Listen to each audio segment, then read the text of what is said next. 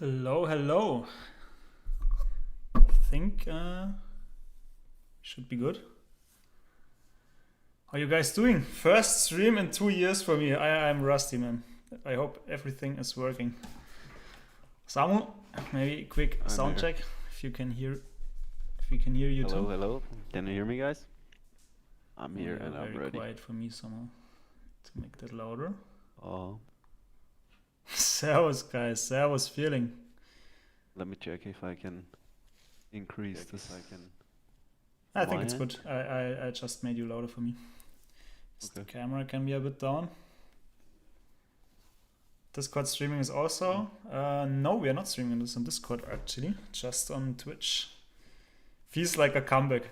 Feels like a comeback. I think it's probably over 2 years ago actually that I streamed the last time. But yeah, gonna happen more often in the future now, at least for study sessions.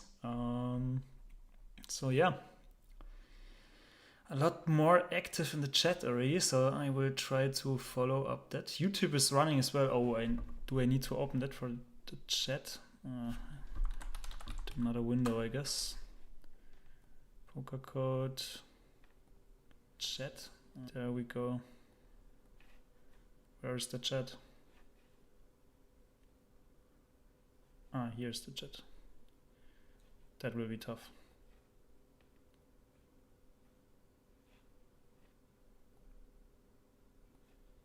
How do I do this? Maybe like that somehow. While Tobi is preparing everything, guys, you heard it first. It's only 59 in here, so make sure to check out the ! Black Friday command in the chat. There's a big sale running on Pokercode. Make sure to make use of that. I'm not being paid for this, obviously, but Maybe you are. Maybe you just no, don't know. okay. Okay, I think Am I? I'm good with the chat, so we are ready to start. I think. Let me check. I don't think I need to record. Did I forget something? No. All right, so phone off. We don't need any notifications now. So what are we doing today?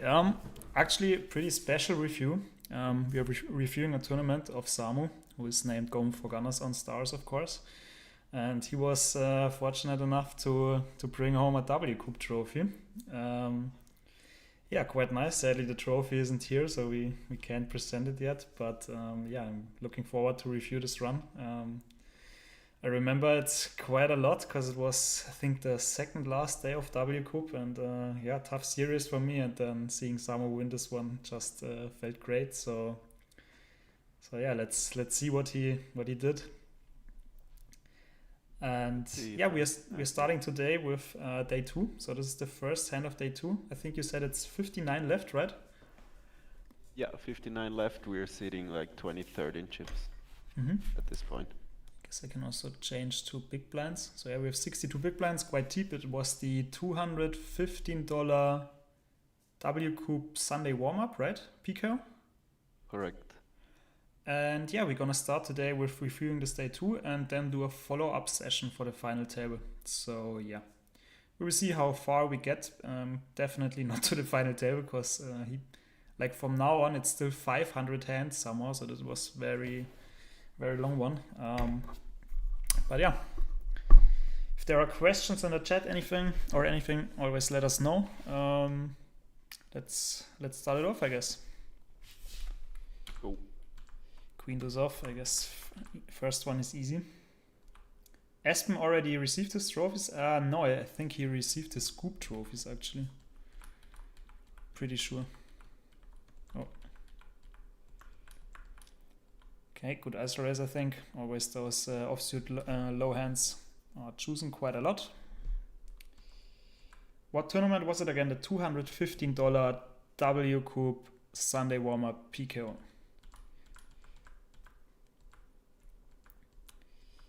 Okay, 4-way to the flop. Nothing too special. What would be your bottom flat here? Or bottom VPIP, I guess. Actually, looking back, I think I should flat this most of the time, covering all the players behind. Issue is like I think the players do not overcall too much, like small blind and button at least. Meaning this hand is also like not good enough to call off a jam with. But I think I want to flat a lot of hands, generally speaking, also trapping some good hands, being able to get it in multi-way in a bounty. So I think this hand is a call in theory, and yeah, probably too nervous. Just too nervous. Just muck it. No, I think it's probably the It's bottom close. flat. Yeah. Yeah. It's close, but I think with the big blind, it's quite a nice flat there.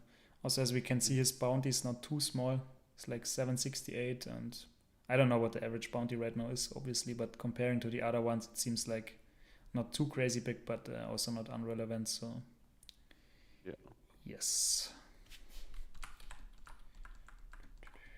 Pocket queens, there we go. Ooh la la, easy game. Old. Nice. Ooh. Let's check the bounty very quick.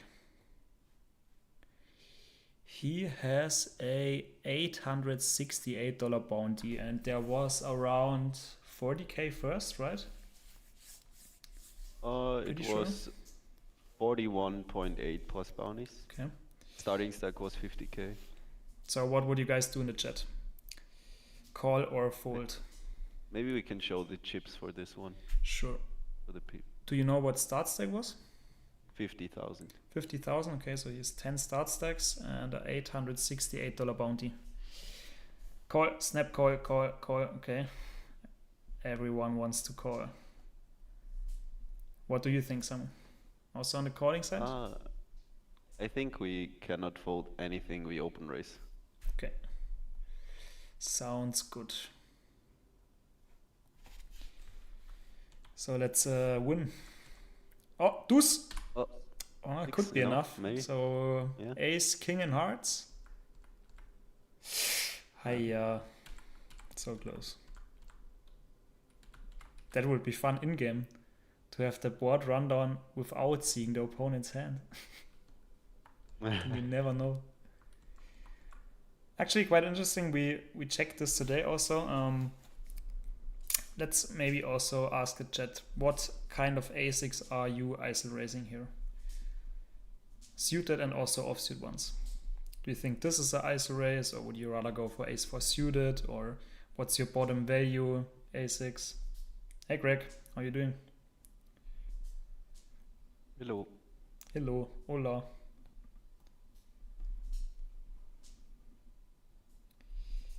Can you run the spot with 6-5 suited? I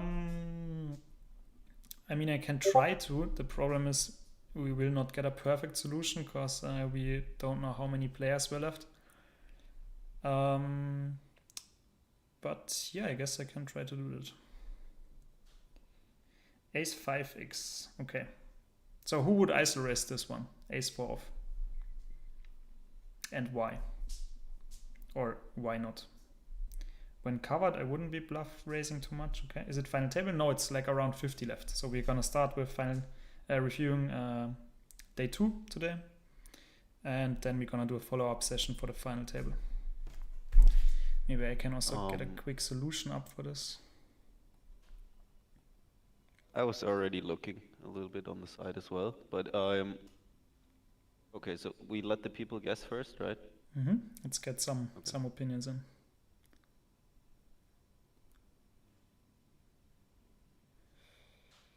Check and raise a6 off and a7 off instead. Okay. We want more polarizing and keep dominated stuff, and that would fold otherwise. Okay. 3.5x. Okay, so GOG would raise. Okay, so I mean, I don't have a perfect solution. It's not for peak house, but I think in those blind versus blind spots, it's usually pretty similar. And what's important here is, like, we are not, oh, I need to fix the size of this. Still smaller.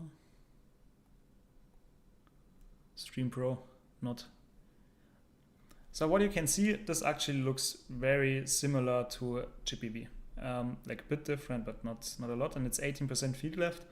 And as you can see, those offsuit ASICs are not really chosen because they are like too strong to bluff. And you also don't really want to raise fold them. So they are not too great. You rather go for suited ones because you can raise call them. So you can see if we raise and the small blind decides to re-raise, we can call all of them and we would have to fold or 4-bet bluff all of those ace-x offsuit ones. So we don't really want to ISO raise too many of them. I want to add one thing, at least that's what I am thinking in these spots.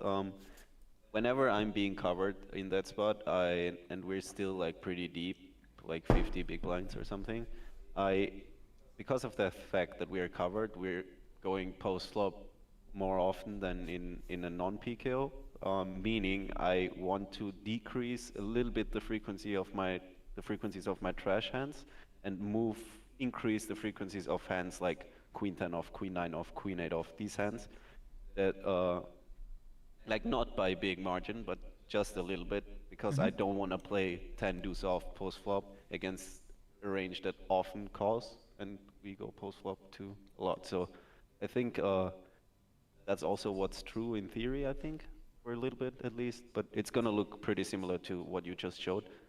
I think we just need to be a little bit more cautious with the trash part. Actually, we even have PKO sims. Forgot about that. Yeah. Who's covered by who? Big blind has more. It's small blind has more. I'm in the big blind. Yeah, but in the sim, the big blind has more. So, yeah.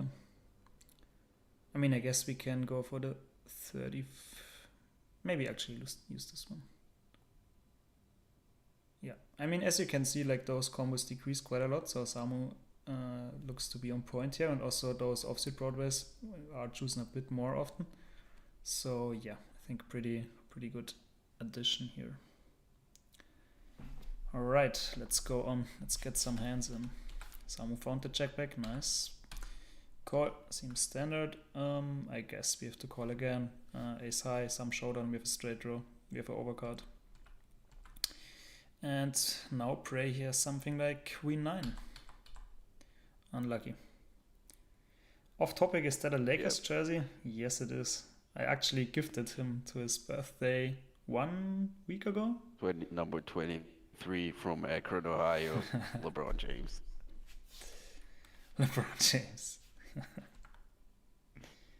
You never bluff ace high there? No, I think you just have showdown value. Like he has 4-5, he has 5-6, he has 6-4, he has diamonds, he has queen 9, 9-10. So he has a lot of misdraws, and yeah, I would rather bluff like 4-5, 4-6, where you get better hands to fold. Yeah. And with an ace, like you are kind of targeting a check, I guess, and a check is probably never folding. So yeah.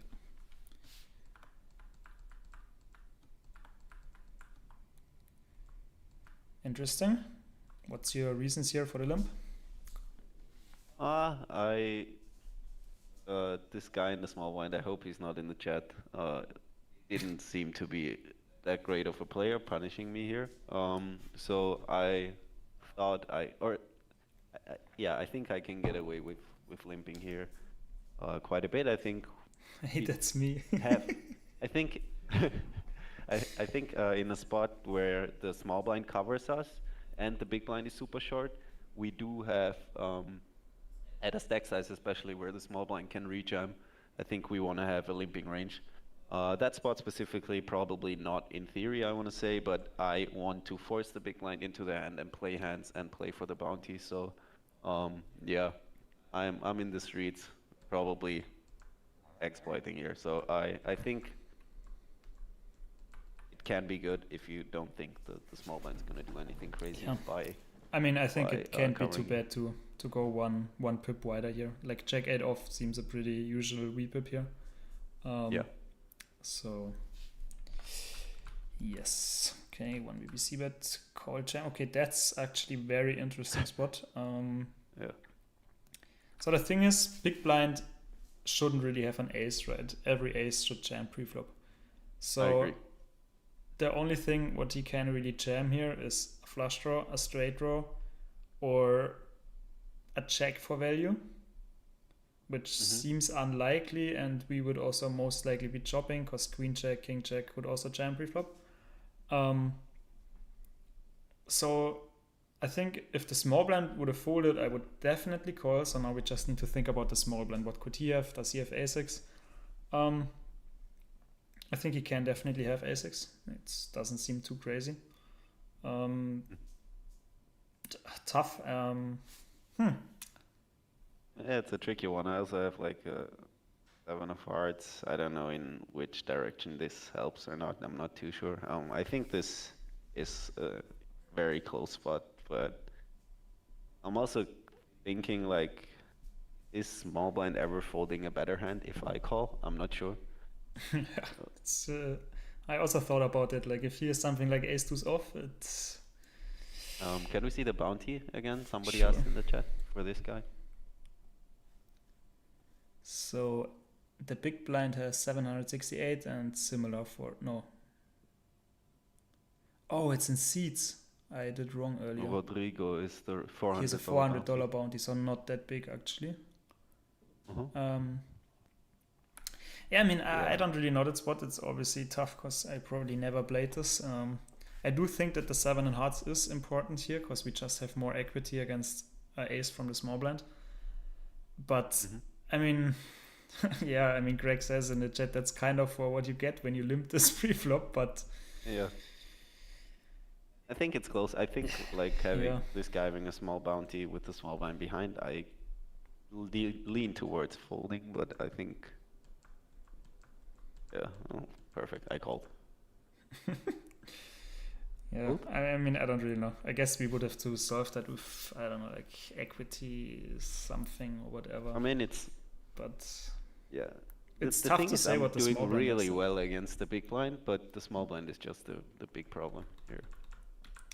But also, like the small blind is supposed to limp along very wide. So it's not like he only has an ace, he also just has all the 10x, all the check x, all the 8 9s, 7 9s, queen 9s, queen 8s, maybe even king x in clubs and so on. Or like king 5 off with a heart. Hmm. So maybe the ratio of having an ace is not big enough. So we can continue. Yeah, I Yeah. don't hate it.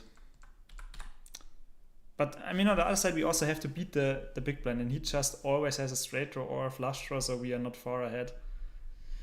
Close. Yeah. I don't know. Yeah, that's Tough. tough spot. I mean, we can not really learn too much from that spot Let's besides go on, not I guess. limping the button. The thing is Just also, to I think limp in more. those spots, it doesn't make too much sense to go like too deep into it because it's so unlikely that this spot will ever happen again, or Yeah, not I want to say not as again, like I much. think if the small blind covers us here and we have a little bit less chips, so we can face rejams if we open. I think we want to limp a lot of hands. But yeah, that was not quite the distribution to limp. Mm-hmm. Wow, that's the flop. Okay, some top set trapping. I think it's quite good. Probably even preferred with a heart, but yeah, I don't mind it at all. Big wow, the quads on the turn and the almost pot bet. You are living in heaven. That's how you win tournaments. Imagine 13 blinds on the river. Wow, he even calls. So what does he have? Pocket queens now. Pocket queens. Ace 5 in hearts. Unbelievable. Why would you limp Jack 7 off if you can't just hit quads with nines?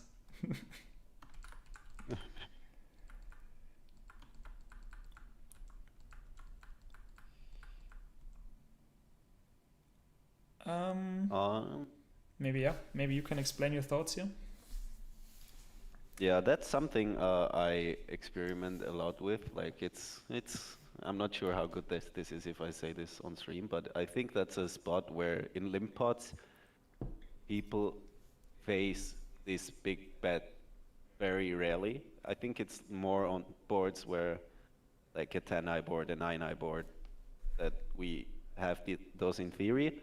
But I think since they face this bet so little, I think overfolding is happening.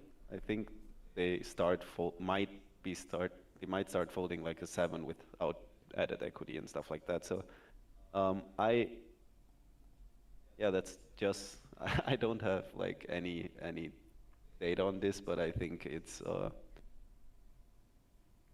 could be a good play. And that hand class is very nice, I think, for it, and sometimes also having like a strong value hand in that betting range as well, obviously. Yeah. I think like I'm limping range pre as well. I want to mention that. Samu Poker Secrets PDF coming out soon. Also, Connor, welcome. I have two things to add. First one is just that I suck blind versus blind, so I'm not too good. What I did think here though is like King Queen 7 is usually not a board where we want to bet big a lot.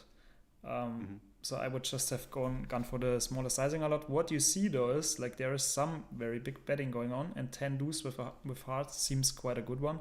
Just backdoor straight draws, backdoor flush draw. So those are the first hands what we wanted to bluff. So that's quite nice. You realize that. And yes, I have no idea what to do versus two blinds. I think the problem is though it's probably a bit tougher to play versus one big blind, right? Because versus two we are just supposed to play tighter, so we don't have to find that many floats. So it's just about like pairs and then draws and like ace highs with backdoor draws. So like the line just gets easier to play in my opinion, for some spots at least. But yeah, I agree. This is not the first board I would recommend like doing this. I think like try to find boards where it makes more sense. Already start like, I don't know, 8-7, 8-7-3, and you already start bluffing something like Jack deuce with a backdoor flush draw. I think that makes more sense, where you also have like 9s, 10s, jacks, strong top pairs that are more interested in protecting and getting a big street of value on the flop. So yeah, try to experiment with this. I think it can be very good.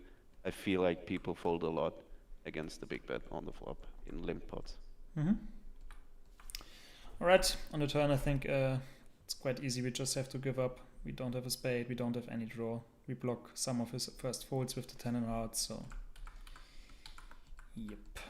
Also his continuing range is also quite tight probably.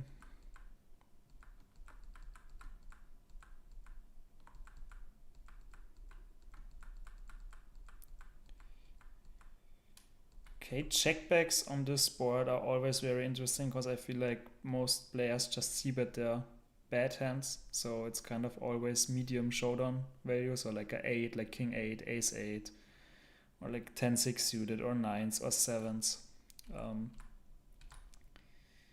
And yeah, I guess now we just have to fold. Yeah, I agree with what you said.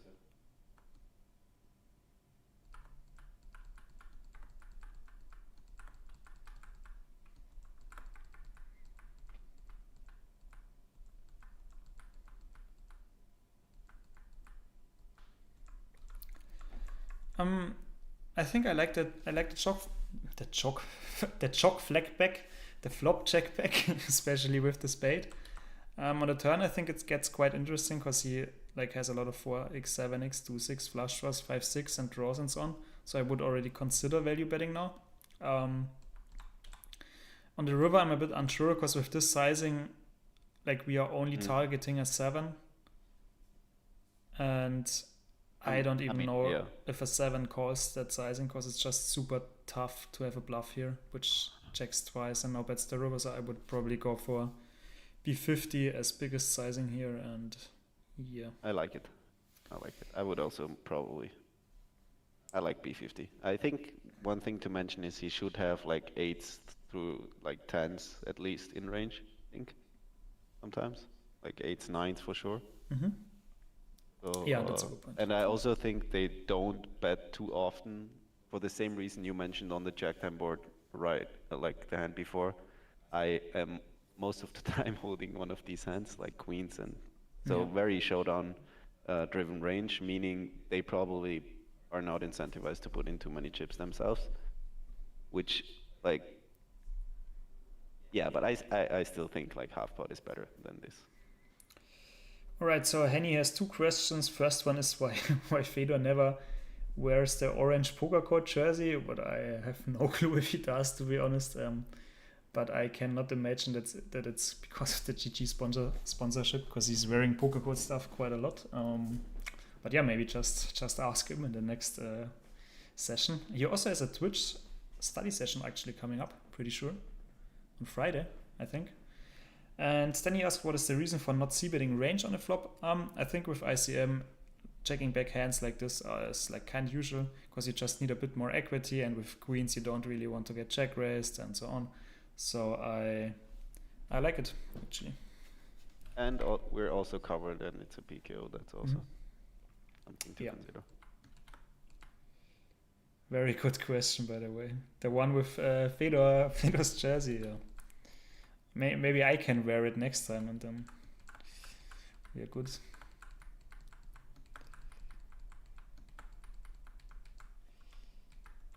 Yeah, like the flat, I don't think we want to 3-bet fold or 3-bet call either. Also, the big blind is kind of short with 23 blinds. Has a 1.1k bounty. Also a question in the YouTube chat. If he leads turn, do you call both streets? I think that's tough to answer because it's very player dependent, but we definitely have to call one street. On the river, it kind of depends. I think I'm already indifferent against like a big bet, but against E33 or something, I would always continue. But I think if he like overbets, which is probably not too bad of a strategy there, I think he gets to bet very little. He has some straights. We improve to some two pairs, ace deuce, I think checks back sometimes. So, but still, I think he can have some overbets if he bets on that board after we check back. So, facing a big bet, I would be indifferent, mostly fold against most players, and against everything like E50 or less, I would think about calling. I think it also depends how you are playing your range. Like, let's say you're betting every ace here, then you can fold every river in theory. But if you have some a6, then obviously we prefer calling them because you block top pairs or two pairs and so on. And then I would just make it very player dependent because there are probably huge differences. And also, like the sizing, Theo in the chat writes B33 and B50. Those are two sizings what seem like it's very tough to bluff. And it's just kind of milking the money. But yeah. I'm a big fish asks, man, a lot of questions. I'm not used to that. Which ABI do you guys play? For me, I think it's around 150 to 200. Depends on if I'm playing while the series is running or not. And Samu probably similar. Yeah, very similar. Then we have a question about Pokercode socks. I'm not an expert there, but I would love to get some.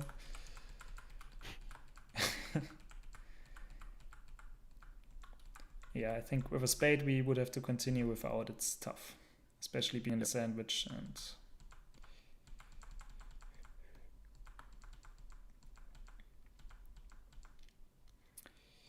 yeah, I think range c-bet, okay, pretty nice one to bomb the turn. We have a diamond, we have two straight draws, two gut shots. If he calls, there are 23 in the middle, so it's 21 left, so that seems pretty good sizing. Thank you. I can't wait to review the final table. That was so crazy. Yeah. That ace on the river versus the kings, I will never forget. Okay, pretty wide flat, in my opinion. Maybe you can think about talk about your range here a little bit.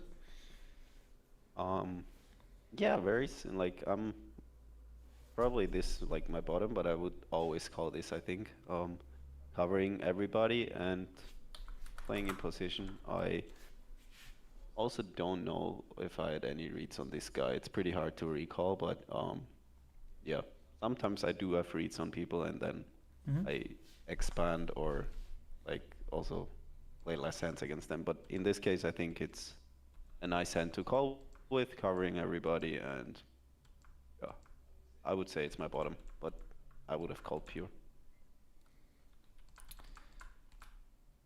Okay, that's interesting. would you check this turn a lot, or was it just like I check it back because I rolled a 10 or whatever? Or No, there's a chance I had a read on this guy, but I cannot recall. I like betting the turn a lot with this hand. So the river is actually very interesting because the ace seems like a very bad card. But also the thing is he doesn't have that much a6, which should c-bet the flop small. I guess he could have like ace-9 with a spade, ace-10 with a spade, or in diamonds. Maybe also ace-king, ace-queen with a spade. On the other side, I think it's also quite tough to find a lot of bluffs because we have a king which blocks like king-10, king-queen. If he has 8-9 or 9-10, he probably bets the turn quite a lot as well. So I hate my life. And I would probably prefer folding because with the ace and clubs, we have all ace-x and diamonds. We have all ace-x and spades, which we don't raise the flop at least. So we have quite a lot of ace-x, and this is like already a bit more down in our range. Like the worst hands are clearly pocket pairs, or like 7-8 suited, I guess. I mean, after trash hands, obviously. But yeah, I don't know. I would mainly tend to fold here because I think like c-bet, check, bet lines are quite underbluffed. I agree with everything you said. Nothing to add. Hello, Tower. Besides that I'm a station. I just hear Samu rolled crazy considering Goose doesn't even roll much at all. Yeah, I mean, I am using it, but rather for call down spots, and like I'm not trying to nail down a hand and like frequency calling or whatever. It's more like, okay, this spot feels pretty underbluffed. Like let's say king check is a pure call in theory, but the spot feels very underbluffed, and I'm just going for something like, okay, let's call 20% and fold 80 or whatever. Yeah, let's see. Yeah. Yeah, sorry. Did you want to add something? No, just about the rolling thing. I think like it makes sense against some people where you think they're very good, but you can also just not do it for a long time and be good, I think. Yeah, I don't like it too much. I think betting the turn is nice. I think I should check a hand like Jack 10, Jack 9, these hands, like the suited varieties more often. Queen Jack probably like a hand that would be nice as a mix, and then King Jack, Ace Jack I think is strong enough and should be bet most of the time. Yeah, I agree. And I mean, we see it all the time again. Doesn't matter if you watch Game of Gold, a review of a WCOOP tournament, or I don't know. They always have it. Also, hello, Niki the G Stravo. You also teach in German? Not right now. I'm just doing English sessions for Pokercode. Oh, sorry. No, sure, go on. No, I was just thinking about the end still. I think versus some players, like I have no idea what my note on this guy is. But let's say you play against a super aggressive opponent, which could be the case, and then checking could make more sense. But this is like half a year ago, almost, Sure. It feels like. So there's a chance, like if you think you have a super aggressive opponent who might c-bet the flop too often, then I think checking a hand, I think then it goes like vice versa a little bit. I would check these hands maybe more often because they need less protection. And you can call down rivers more comfortably. They also get to value bet worse on the river, like some check, like not on an ace, but on a lot of other rivers. So yeah, there could be reasons made. But I still think like betting this is the superior strategy. Yeah, I like it. All right, let's move on. I already know what you're doing. Just like 30% 3-bet, but oh no, he's not doing it. So sick. I'm covered. What do you mean? Yeah. What would you do Also with ace and hearts here? I would raise. Like it. Like backdoor straight draw, backdoor flush draw. Quite a nice combo to choose. Also, maybe to the chat. What hand do you think is better to use as a check raise here? Ace 4 in clubs or Ace 4 with the ace in hearts? And why? Good question, Tobias. And Mealy, no, I'm not doing private coaching right now. I'm just focusing on my personal growth and yeah, don't really have a lot of time, to be honest. Backdoor straight draw, so no, it's just about ace 4 in clubs or ace 4 with the ace in hearts. Backdoor straight draw, I have, like both hands have a backdoor straight draw, of course. Really good question, I have no clue. Okay, so, okay, Mr. Mine wants to go with the ace in hearts. Like that. What could be the reason? I can already spoil, it's the ace in hearts. Why is that one preferred? At least I'm like pretty sure. I mean, yes, for sure. I think with ace in hearts you block his flush draws, but I have no clue. But you also block his backdoor flush draws somehow, right? I mean, sure, you block like a bit stronger hands, but block his continuous so he can bluff more in the river. That's already a good one. We have to think about how we are able to continue turns and rivers. And what is the changing point here? Like, let's say there's a heart on the turn once and there's a club on the turn. What would you prefer bluffing on a turn then? Having a heart when a heart comes or having the clubs when a club is coming? More direct equity. It's actually interesting. I think we have more equity, yes. Pretty sure. But I think the main point, maybe let's just say it, is say we have an ace in hearts and there's a heart on the turn, there's a flush possible, so we get to bluff more often. If there's a club on the turn, there is no flush yet, so we can't really represent the flush. Or like we just can't at all because it's not possible. So with the hearts, we just get more spots to bluff on turns and rivers. But actually, let's check that, if that is right, before I'm talking bullshit here. Yeah, I just looked at it. The ace of hearts has like 0.5% more equity than the club variety. I just went for high check big blind, but it doesn't really matter. So big blind checks, high check goes for the small bet. Now we compare here. Okay, ace in hearts is chosen pure and ace in clubs is not chosen pure, so you can definitely see that the ace in hearts is preferred. Cool.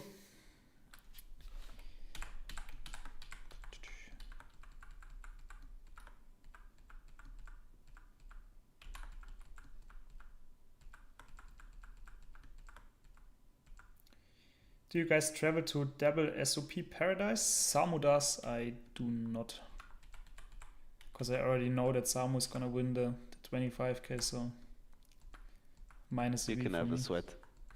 Yeah. Ace check off out of position. Okay, so how is your flop strategy here? This is something where I struggle a lot playing out of position as pre-flop aggressor. I'm very bad. Yeah, so I think personally I would play this spot more passive than probably I'm supposed to in GPV, non-PKO post-flop. But I think like playing something like B50 or check can be reasonable. If we think of our range, like we are raising into covering stacks as well, we are probably like half a pip tighter than in a vanilla tournament. Meaning our bottom range, at least the offsuit combos connect also pretty good with this board. We also always have like a straight draw at least, besides some ace high misses obviously. So I think that we can actually bet this at a high frequency. But I would personally use the B50 sizing. Like I think the calling range from the cutoff is super pair heavy. Like by betting small we don't accomplish too much, I think. But I think it's generally a very good board for us. Maybe we can even D50 range or something like that in theory, but I know for a fact that I'm not playing this spot like that, but I think it can be good. I think high betting frequency makes sense. I don't like the sizing, looking back. But I've also improved there a little bit ever since. Yeah, I agree. We just don't get to fold too much with a small sizing here. Like he's only folding some ace 5 and clubs or whatever. Actually, he's in the cutoff. Okay, then he probably doesn't even flat those. So his main part are just some suited broadways and pocket pairs, I guess. Yeah. Yeah, but we take the job, I guess. We do. But like, what do you think about the frequency? Because I think betting bigger makes a lot of sense. But do you still think we can get away with? Because it's not too many spots where you get to bet bigger than if you bet like range, you don't usually use big sizings. But I think this could be a spot where you use like B50. I know yesterday I checked some of those spots and I know that King 9 offsuit was a range B50 from EP. Yeah. And the reason is also like I think the main part is how do our offsuit broadways connect because that's just a big part of our range. And on this board they also connect quite good. So I can imagine that this is where is my wizard now? Did I just here it is. So I can imagine that this is similar, but the thing is like I said, I suck at those spots and I probably see bet way too little. So let's quickly check. A little bit. Right, so okay, all sizings are kind of chosen. It's like whatever, I guess. But checking 50%. And I think let's maybe check the cutoff flatting range. Yeah, I mean this will change. He's not flatting them in ICM. He's probably not flatting those low connectors. He's not flatting ace 10, king jack off. Probably also king queen ace jack should be very high 3-bet. What makes his range a bit stronger? So we should see bet less, I guess. I mean, we could try to use AI now and build this range perfectly, but I think this would take a bit too much time and we rather go for more hands. Unless some and the guys want to see that exactly. Tobi folds ace 5 suited in the cutoff. I mean, I would not fold it. I would just 3-bet it pure probably. But maybe, I mean, it depends. I think it's super dependent on the stacks behind. I think if you, for example, cover everybody, you're more incentivized to force people into the pot when you have a hand class that makes nuts, and you can win multiple bounties. If there's like a covering big blind, for example, I would heavily tend to 3-betting. That's how I play, but I think it does make sense. Oh my god, is this PKO? Yeah, it is a PKO. It's tough to review, but we can look at the bounties here. So right, it Greg, is see you later. Okay. Actually, but like the big blind is covering us by a lot, so it shouldn't matter. And that one. I'm out. Greg. Yeah. Greg can't play PKOs. Ay.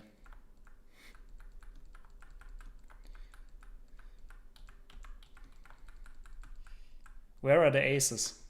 Oh my god, how did I know that? So sick. I should do that when I play. I think I would probably go a bit... Actually, how big is our bounty? We have a 1.6k bounty, almost. So I think I would just go bigger, to be honest. We can't really 3-bet bluff a lot here. And he's also supposed to come along quite a lot with the big bounty and his big stack. So I don't think it matters too much. So I would just go with 6 or 6.5 or whatever. Like we also need more fold equity with our bluffs, right? So I would go quite polar. And I like it. Yep. Yeah. 15. I think with a heart I would probably check quite a lot. Like super easy to get the money in with turn bet and river jam. And yeah, we can't I don't think we can bet range here at all. So I agree.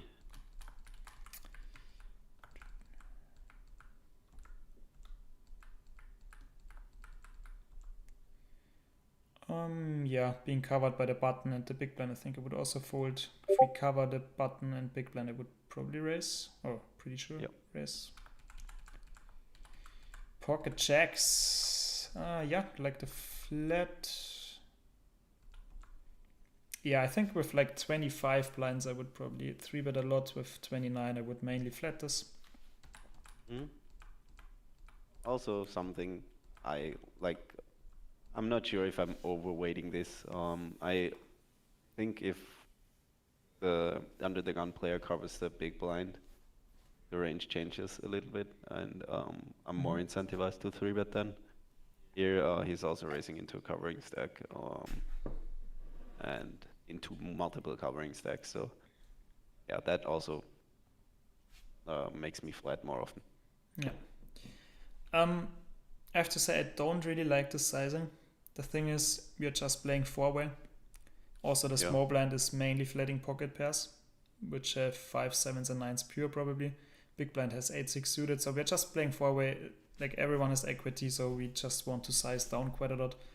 And I think with 4.5 blinds, it's just tough to play. Like we also don't get probably value too by easy that to play against. And yeah, it's also tough to play bluffs. Like if you use the sizing, it's just a flush draw which stacks off or a strong hand. So 10s, jacks, and flush draws. Yeah. Probably like a third is like considered as a fairly big sizing or way already, right? Yeah, So I think I you would go with bet- like B20 or something. I mean, the thing is, I mean, I didn't even study a lot of 3-way sims, but even if you look at the sizings there, it's like quite small already because just equity is more, like you have to imagine every one of those players has more equity, right? If you're playing heads up, it's just like whatever, 55, 50, F45 or something. And now it's like 18, 18 or 19, 19, 20, whatever. So we just have less equity with the range. And I agree. When in these spots, I think like I would have liked something like 35-ish. I still feel like I don't want to bet too small because on 975 I'm not flying 7s, 5s. Like I'm not gonna bet too often. I still have these like 10s, jacks in my range. So I don't know if that is also true for like 4-way stuff where that I get to size up if I bet less often and a little bit more polarized. So yeah, I still think it's too big of a size, but I also don't like B25 too much. I think something like 35 would be a nice sizing. Yeah. I don't have too strong arguments because I just didn't study it a lot, but I think we agree on betting smaller for sure. Yeah. So let's keep it at that. Snowman's set. Wow, big blind finds the lead. So our decision is: do we want to raise or do we want to call? Chat, what would you guys do? Or fold? You can also fold if you want to. But I guess no one wants to fold. And he wants to call. Call. Okay. Can call, so no one wants to raise. What would you do, Samu? I know what I did, but I'm still unsure about this. I think if I wanna raise, 8s is like a very nice hand or the best hand to do it with. But could be that I just don't want to have a raising range here. I also thought like the guy behind me doesn't have too many sets. He's gonna have some, but 6s, I guess. Yeah, 6s feels close pre. I think he has 7s. Yeah, I don't know. I think I want to have a raising range. I don't remember the bounty. Maybe that's also something to consider. 8s is pretty good. We don't get it in too bad of a shape, even if he has like 2 pair. So yeah, very interesting. And I didn't get smarter by looking at this hand. I'm very open to other opinions. I mean, I don't really know it because, like I said, I didn't really study a lot of 3-way, but I have 2 big reasons here. I think first one is we can definitely not raise 8s pure because, like, let's say the turn is a 5. We just need some a6, otherwise the big blind can like punish us crazily. So sure, we have ace-8. I don't know if even ace-8 in diamonds or clubs calls here, so it's just not a lot. So now the question is, Or actually, one more point. What is interesting, I think once we raise, we get some better hands from this guy to fold. Like, let's say he flatted 9s, 10s, or checks. What is like, he's probably flatting them quite a lot. He probably just folds them on a flop.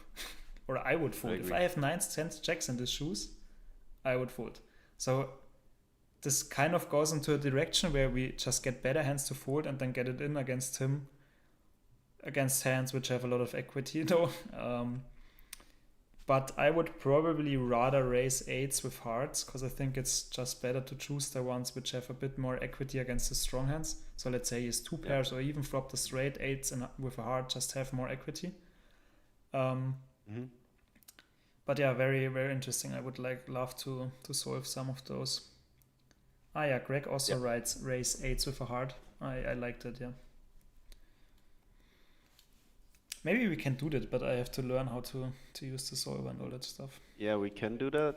We are even, I don't know if you said it earlier, but we're gonna have a final table session as well. And we can maybe show some of the results. Yeah, that would be cool. So let's save this one. Wow, he jams? How does he jam? Pocket 7s or what? I mean, I guess we have to fold. I mean, we actually just have to fold. He calls! Oh my goodness. So let's guess some hands. I think the big blind has 7-6. 7-6 probably. And the guy behind you either has 7s. What is unlikely though if the big blind has a 7. So he most likely just has an ace-high flush draw, I guess. So like ace-8 in hearts.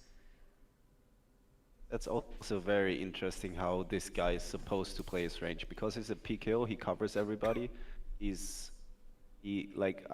don't see a single hand actually that wants to jam. Maybe some flush draws that want to just realize equity, but on the other hand, you can also just keep worse flush draws in there and go for the bounty later on. So maybe this could be a spot when if you're able to run it with bounties correct, that he might just call with his entire range if he continues. I'm not sure. I don't think that he has any calls. Okay. The thing is also, like, one tendency you see is that, for example, in heads-up pots, you are used to slow play a lot of flush draws. And in multi-way, this changes completely around, because you always want to cripple the third guy, and you get to fold him better hands or even flush draws. So I don't think calling is a thing here. But I do think that he is supposed to fold flush draws, which are not good ones. So if he has queen jack in hearts, he should definitely fold, in my opinion. But yeah, let's just solve this one. Also some guesses in the chat. I would say, Greg, that this guy doesn't jam 10s. Like, jamming 10s seems like crazy. Big punt. You don't jam king 5? Oh, did we talk about the big blind? I thought we talked about this guy. No, about this guy, yeah. Okay. Yeah, king 5 and hearts, and the big blind, I think, just goes in. Greg is in there with jack 10 After spades. this action, I'm not sure anymore. Like, king 5 and hearts is strong now. 7-6, I guess the first one. What was my second guess? Flush draw, right? Ace 8 and hearts. Oh, so close. Man, so fucking close. It's interesting because, like, if you shove there, you just get it in against, like, 7-6 is the worst hand he probably gets it in with, right? It's actually interesting if 7-6 off is good enough there. I'm not sure, to be honest. Like, you could just be dead. If we have 7s or 6s, or the other guy, he's like drawing fucking dead. Yeah, that's why I'm like thinking if the guy behind who 3-bet the flop even wants to have a 3-betting range, you just get it in against the nuts. Yeah, but what do you want to do? Like, I think cold calling, I don't really see that. It's yeah. You just have to be very tight. Maybe clicking. I think. I don't know. Yeah. Tobi, you said you never call a hand in the low check, so you also would have jammed. Yeah, I mean, I can't say that this is happening. I mean, let's just solve the spot, honestly. I am not a 3-way expert, but I didn't really see, like, cold calls happen in a lot of spots there, but I also didn't see a lot of spots, so it's tough. But I would rather say there are no calls. The thing is also, like, let's say this happens again, they just get us out, what is also equity, right? And that's good for both of them, so you usually don't really want to play three-way, especially with ICM. Like, you don't even want to play three-way pre-flop a lot in ICM unless you're in the big blind. So I think this should be a thing post-flop as well.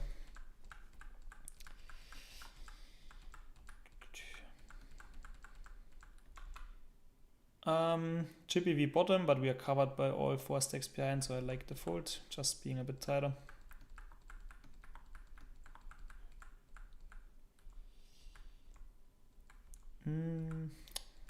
Yeah, I mean, I would go a pip bit bigger probably again, but seems fine. Like, I think in a vanilla tournament this is like the sizing, but in PKOs you just can defend a few more hands, so. And this sucks. So our range is ace king plus, maybe ace queen suited very rarely, and then 10s plus, I guess, maybe sometimes 9s, and then we are 3-way bluffing low offsuit a6 and maybe some king 3 suited or whatever, I don't know. So basically our, sorry, yeah? Yeah, some king 6, king 7 type hands, king 6, stuff like that. So basically our bluff part has complete airball and our value part has an overpair, which also doesn't look too great on the board, but I think we need to check quite a lot on this board. I can imagine that we also play some jams maybe, like jam, for example, ace 5 with the ace and clubs, and then jam some value combo for that as well, but I don't know. Like 10s and 9s and the king 8 off or something that maybe found. Yeah. Greg writes alles in, please dealer. So he wants to go all in. Yeah, I don't hate it, to be honest, especially with this hand.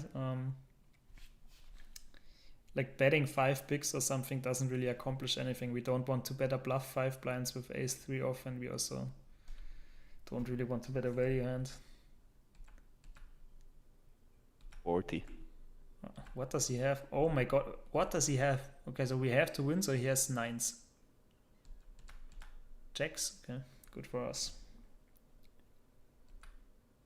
Very small bet plus call jam, but that would mean you just bet a big part of your range again. I think on this board we can't really. Maybe we can check that. 30 blinds. Big blind versus high check. I mean, the thing is, this is not correct because it's like ICM, so the ranges are quite different. But just see how it's played in Chippy. 6, 8, 7. And we do play quite a lot of jams, so good to see. We actually do also bet range, but yeah, I mean, the preflop range just is. I don't think this is played like that. Like, he's choosing a lot of ace 9, ace 8, king 9, queen 9, what obviously hits this board quite well. But I think we are also 3-betting quite a lot of this. Lower ace 6. And we have 7s and 6s here in range, which is not ever happening. Yeah, also 9, 10 suited, check 10 suited. Yeah. But good to see. Greg just got timeouted. That's what you deserve, Greg. So sick. Oh, there are the aces again. What a run. Yeah, seems good. Like it. Yeah, I like the check back with hearts. Maybe, I mean, I would rather check back king 6 in hearts with back the straight draw as well. I mean, we get some aces. Maybe this is too far down.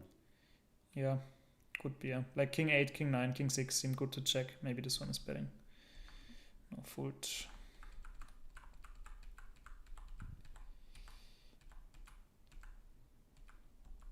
Yeah, I think raising part is just stronger draws. Do you think leading is a thing? No, not too much, to be honest. Agree. So what's your I think strat now? like there might be some leads with some leads with like if there's like a 4 in diamonds, 5 in diamonds, like a card that also makes us some 2 pairs and some straights. So I think on that board, not really. Yeah, I like that thought. I think the 8 is just too undisconnected with the other cards. Yeah, so here my strategy would be I would probably not to I don't get to value bet like a deuce, or I don't have too many 8x like ace in diamonds 8 doesn't call, ace 8 spades is close. So I think I would personally use this hand as a big bet most of the time. I would play this spot. I want to block bet some queen x, I think, and yeah, I'm splitting sizes. So I'm block betting a queen, not all of them, and this hand doesn't feel good enough to check raise all in. Even though I think people have close to no flushes there in position.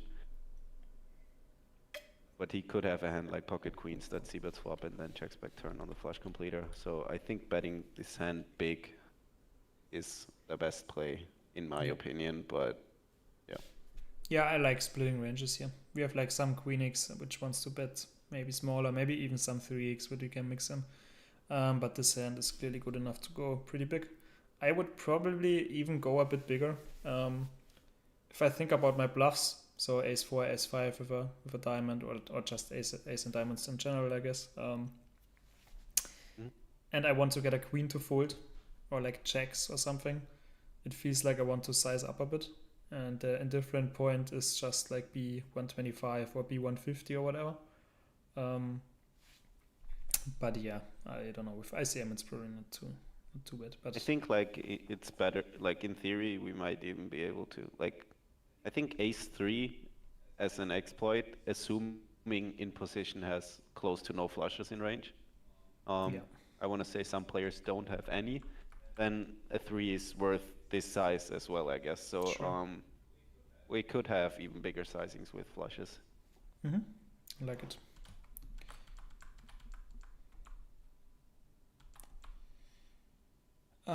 Quite close, I guess. Let's maybe see the big blind bounty. White McWhammy. Only 500, so pretty small, so I would, yeah, depending on the player, like if he's not that great, I think flatting is fine. Can we look at it, please? Sure.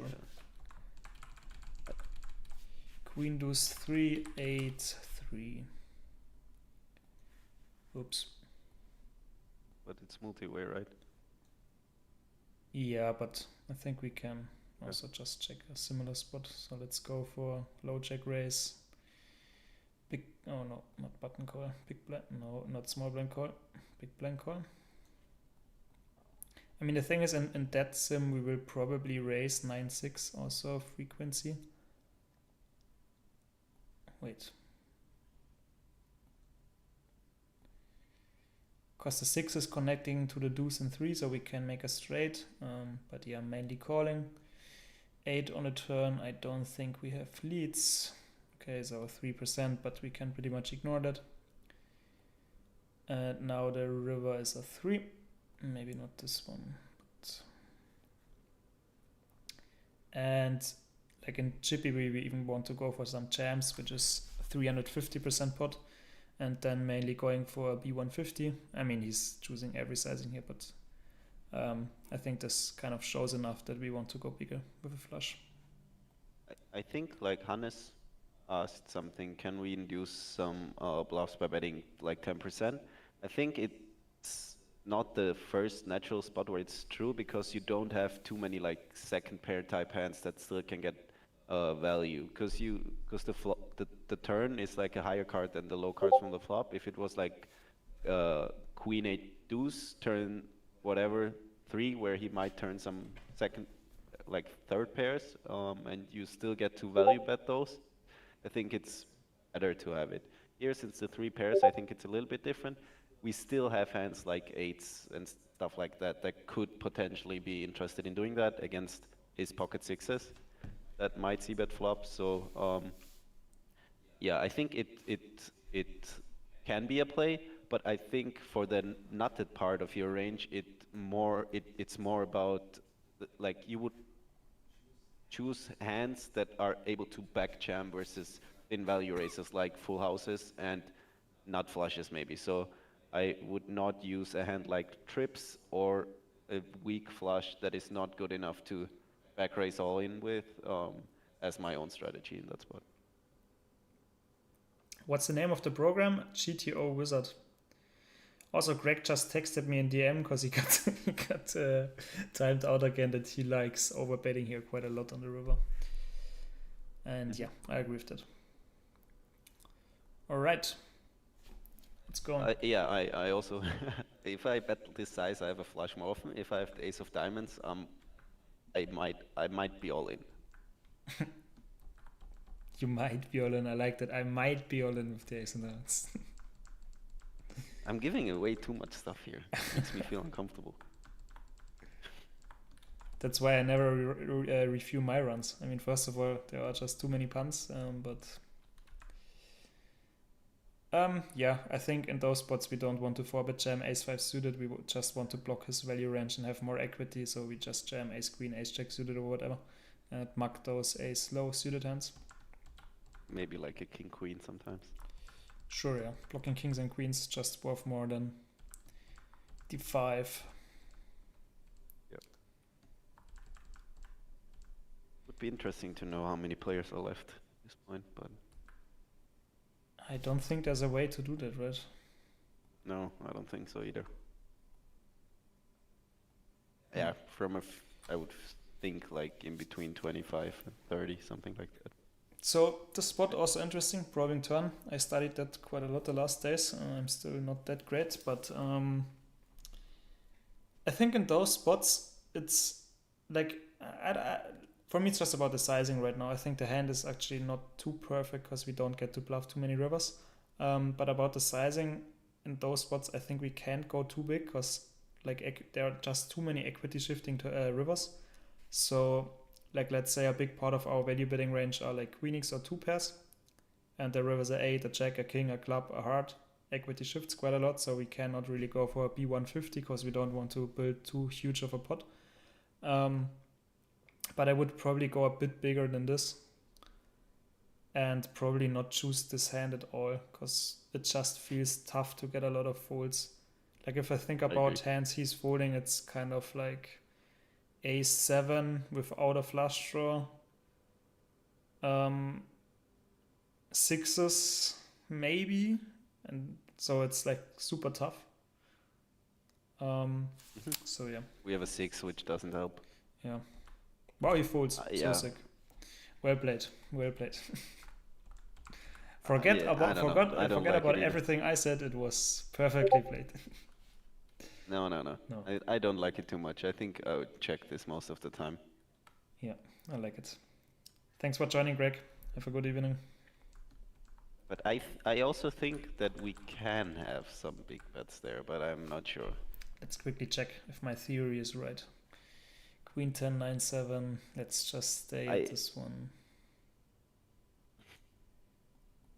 I don't know. Like, Greg also showed me a nice spot in Warsaw, I remember, where like also an overcard came, like an 8-high board, turn 10, where in position is also forced to raise a lot of 10x, and you then bet small, as it's also uncapped. It was like 8-6 something, 8-6 low, and the 10 also like improves the in position player to some 2 pairs that he checked back the flop with. And in position was basically forced to raise a lot of their top pairs versus small probe, meaning you can still get like a big street of value in on the river if they don't raise. Here I'm not sure, because top pairs, if you start probing small, probably don't raise too much, because there's just so many straights possible, or a lot of them. So maybe that's a driving factor, but we would need Greg for this, or I'm not. I don't know. Yeah. I mean, the thing, what we can see is, first of all, very little probing, and like Jack 6 and diamonds and all of those hands don't really make it in a lot, although it's in a bit. And sizing wise, it is choosing some overbets and 83. But that's actually not that crazy. So if you look for like different boards where there are not too many equity shifting turns, we even see, like we rather see the mix between B200 and B125. So this is already going down quite a bit. But I guess it's not too crazy because he also is just c-betting a lot of those hands which improve on the river, like King Jack or flush draws and so on. But yeah, I mean, tendency rather goes to not going too crazy big. All right. Samu Tabu. Is this David? I mean, it has to be. Yeah. How would he know that you are spelled with a C? Set. Is it set? Yeah. Can say both, I think, but that, yeah. Samu Tabu. Trabosun.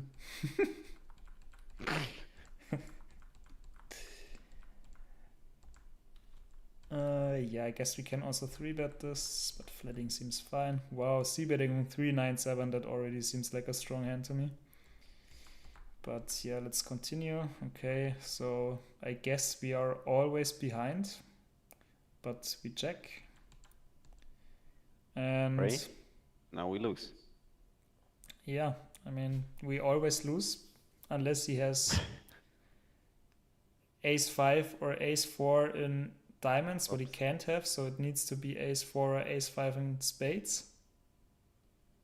What he could also bluff the river, but I don't really see a way how we can bluff here also. Yeah. Yeah, I think 3-betting this hand is nice pre-flop. Yeah. It's close. 3x, interesting.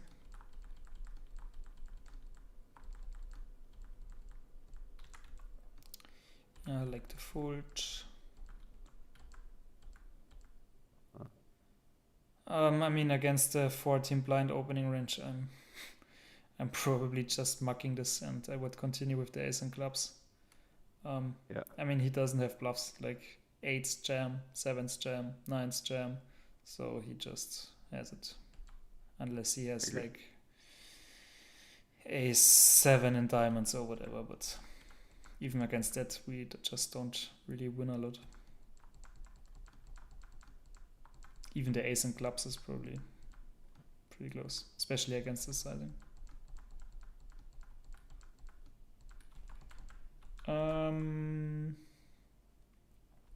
Yeah, seems good. I think 5s are pretty usual open raise, 4s probably are close, 3s I like folding. With a diamond, I think quite nice check raise hand. Without, just a fold. Being covered, I like folding. When does the sun run begin? Where are the hands? Ace king, there we go. Oh! Whew. Almost. Sweat on the turn. You could have went for the heat check. It's like when LeBron is going for the logo 3, you just put it in and see what happens, you know.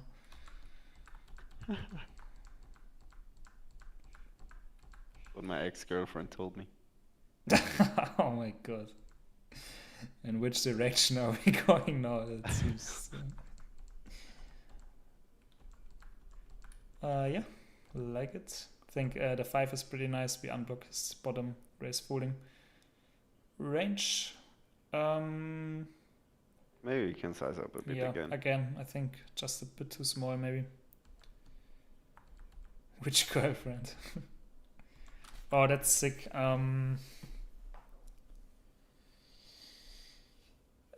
Yeah, I mean, I guess we're checking some aces with heart, maybe some kings with a heart, maybe 10s.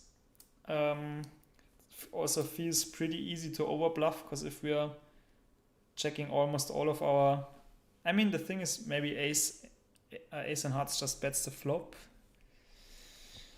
Oh, I delayed don't c have betting like is tough. I mean, I think we cannot bet this 100%. yeah. Wow, Yeah, punished hardly. What would he have, man? Like checks back the flop, The and now thing he is like jams. the hands that I three bet from the big blind. I think it's in a PKO when I cover. It's very polarized. So um, I I would three bet hands like ace six, ace seven off, maybe sometimes like ace four off, maybe those hands at low, or ace deuce off. Mm-hmm. Some of them have a pair on the flop or combo draws if I have a heart. I Same goes for like the king X component. So and the stronger ace highs I have, like ace king, I don't, maybe like ace queen, um, but mostly ace king only, I guess. Ace queen indifferent probably Mm-hmm. pre. Uh, do have showdown value, so I don't think I get to bluff too many ace in hearts X combos. It's like ace four off maybe if I have it in range. Deuce in hearts is out there, like I'm not gonna bluff a pair, so I think we can choose or start bluffing some of these hands. The issue is I also have the king in hearts, which would be a way better hand to bluff with. So Yeah, I think that's my point, because the thing is, first of all, if it has more equity, and also the 5 in hearts is not really a great blocker, because like he doesn't have 5-6 in hearts or ace 5 in hearts, so we don't block any flushes of him. Yeah, I would just much rather go for the king in hearts, and I think that's also fine, because if you think about the ace five in ratio of hearts is value the- hands to bluffs, it's so easy to bluff too much here, in my opinion. But yeah, yeah, but it's I agree, but it's a three bet pot, and my range is like my offsuit hands that I have do have showdown, the top range, and the bottom range sometimes has, yeah, it's like literally king five off and ace, like ace X bluffs that I chose pre, like ace three off. So I don't have insane amount of bluffs here. yeah, I see it. I mean, I'm not saying this is bad or another thing. I think it's just important to be aware of like bluff to value ratio there and not go too crazy. I also think that this was probably a bluff of this guy, Yeah, could be. because this seems very tough to be a value, and I am not sure if he has deuces. Probably not. Hansen doesn't want to see a river. Yeah, I don't know. Tough. Yeah, could be a bluff. Feels weird when guys jam there, but I mean mainly they have it, so whatever. Probably he just had some more deuces.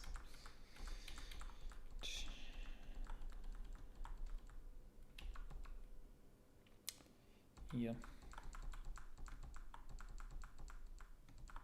Oh, there we go. Oh. I think I would just pure 3-bet. Like if there's like a short stack who's likely to reach I like it more, but I mean usually in ICM we just don't trap that much. Sure, in a PKO it gets less, or we can do it more. Yeah, I think I would just mainly 3-bet or pure. He bluffed 3-bets every combo that's mixing pure, and then he flats aces. Yeah, but he got the rejam, so wow! Oh my goodness, the best flat in my entire life. You gotta know sometimes. It's crazy. It's just gut feeling. Forget the theory. You gotta feel your belly. Let's go. That's how you do it.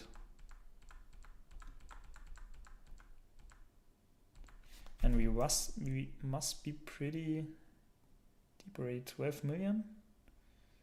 Seems like final two tables or something. Do you remember when this hand happened? No, unfortunately not.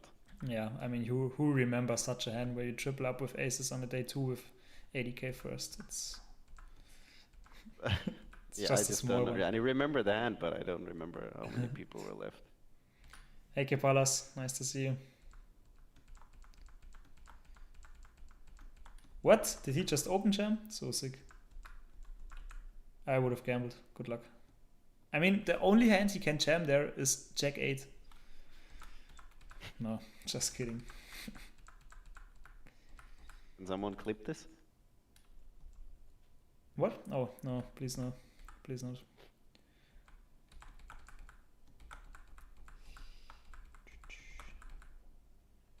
Is this the final table? No.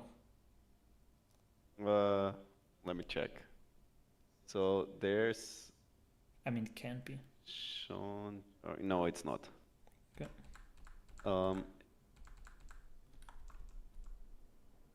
I think it is final 2 tables. I'm checking the names, and everybody on the table finished top 18, I think. Okay. Sergey. So final 2 tables. Actually, yeah. No, it's final 3 tables, sorry. Yeah, it's fine. It's alright. Do you not open race this because of the big blind covering you? Because Yes, I would have went but for the open race. I think I should open because we're so deep and he's just not gonna do much against it. Yeah. And this hand plays very well post flop this I deep, agree. so yeah. He just Probably can't the go too bottom though, crazy. but He's probably not even supposed to 3-bet queens here because he doesn't want to get it in. Or like maybe queens, but jacks probably flat pure. So we don't have to be too tight. What? Another open jam? Jack 8 again. So sick. Showdown? No. Imagine somebody calls and he has Jack 8.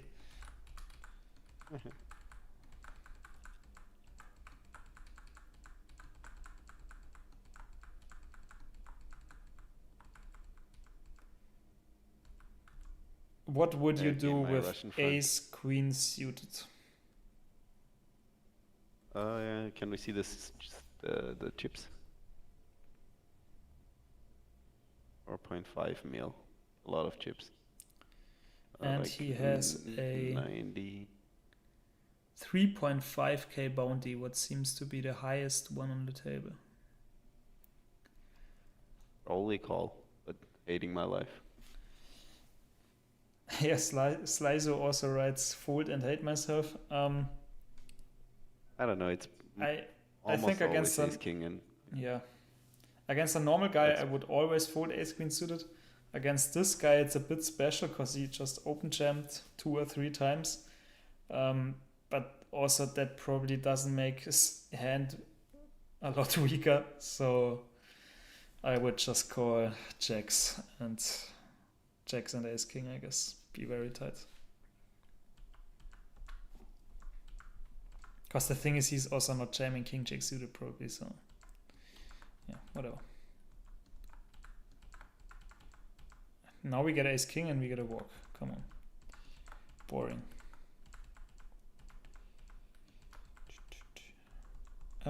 Yeah, same reason here. I would also open raise this as before. Also interesting to look at the cutoff bounty. If it's like worth nothing, it sucks to get jammed on and having to call with the additional equity, but 3.4k. Okay, I should have raised. Yeah. But I mean, you obviously knew that he is folding, so good fold. Call, and hopefully check. Nice. What? Very greedy, man. What happened on this table? I was playing with legends. Legends of the game. Yeah, I like this flat a lot. Like, we don't want to play a huge pot with him. Also, like the short stack with a big bounty behind. I think that's pretty good. Like, even on Chippy B, on the button versus EP, we flat 30% ace king off, what is probably no one doing. So in this spot, this seems very good. I think that's a spot where I don't have a single raise. Not even aces. Yeah, I think like with this big bounty behind, there's huge upside in getting it in multi-way against the big stack. Yeah, I like it quite a lot. I like the sizing, seems very good. Now I think we probably go polar and just size up with this hand to. I think we can't go overbet because he can definitely check call some weak flush draws here, but he don't want to get it in. Doesn't want to get it in on the flop. So I would probably go for like B75 or something, or B80. Like up to pot I think is fine, but bigger not too great. Okay, seems good. Also, you can still have straight, so sets. Would you play the same strategy from the small blind? If the big blind was short, that's the question. I would say yes. Yeah, so it's just depending on this guy. Like if he's sitting in a big blind and we are in the small blind, then for sure. Probably even more because he's forced into the pot more often. If we are in the small blind and this guy's in the big blind, I think we can 3-bet aces and kings probably. But also not a lot. I mean, the thing is in PKOs, we can't really say 100% because there's just more future game and EV of being a big stack with the bounties. But like in a WCOOP with this big field, the bounties don't matter too crazy. Like, for example, if you compare scores from a 200-man PKO to a 5,000-man PKO, you will recognize that the bounties are a bigger part of the first prize. So let's say you play a 200 field, a lot of the time you will be able to get even 3 times first place. Or maybe not 3 times, but it's possible. And in a field like this, it's just not possible. So the payouts are more important and yeah, gets closer to a vanilla.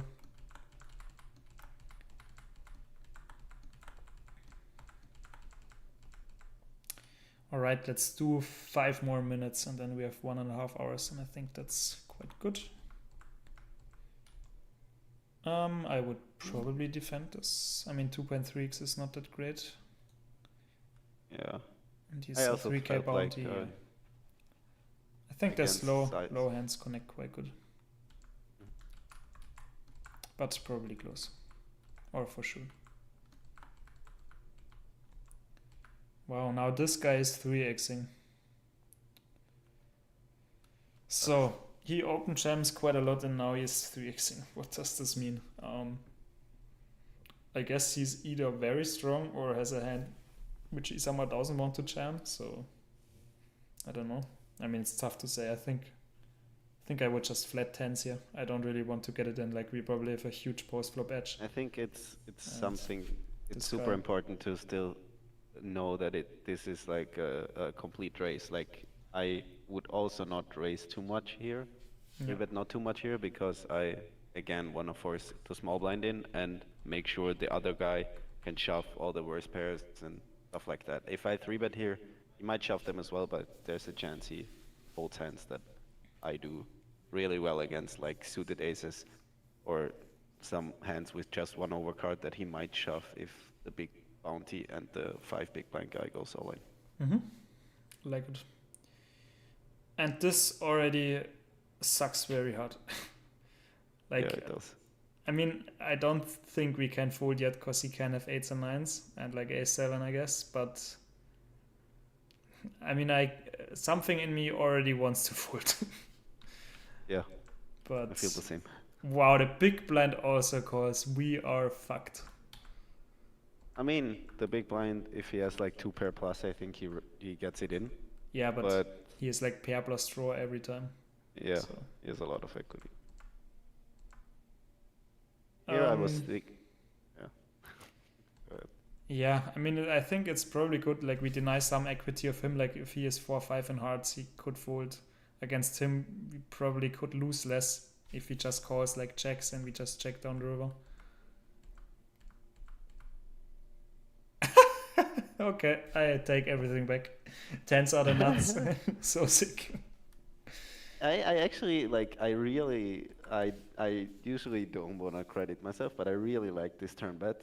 I would also do it with like flushes and stuff like that, where I don't want to check back and like let a 6 realize their equity. I want to get it in against like 6-8 or something from the big blind, and it also like we saw that this friend from Russia is not too probably not too experienced. I think he's not gonna punish us here like ever.